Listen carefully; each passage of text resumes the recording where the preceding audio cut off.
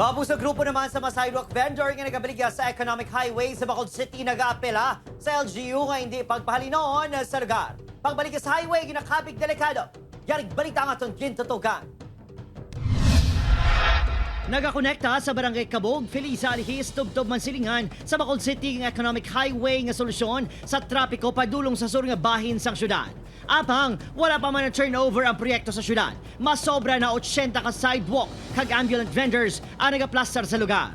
Sa kadamon sang vendors kag mga nagapundo nga marugbakal. Talalopang doon nga nagasablag na ang mga ini sa dalan.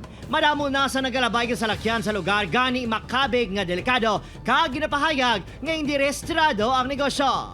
Temporarily i-allow alay lang da sila pero at the same time pahigad-higad pagid sila no ma-move gid sila sa ilang lugar para nga ang mga manugbakal hindi sa dalan kundi makatungtong dira siguro sa may sidewalk. Nahangpan man kuno sang grupo nga bagong dalan Kabog Alliance of Small Entrepreneurs nga delikado ang iya pwesto. Gani nakigsapol na sila sa Bacolod City LGU sa kahangawa nga pahalinon sila sa lugar. As long as wala pa man kami namanduan, wala pa man sa memorandum nga pahalinon kami, pwede lang kami gyapon. Pinapangitaan na sang lugar ang mga vendor nga posible nila nga rentahan. Na basi pwede may istorya kag basi pwede sila matagaan lugar for rent.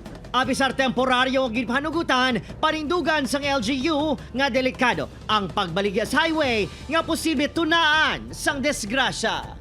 Opo, Kiril Casillo, Adrian Priatos, One Western Visayas.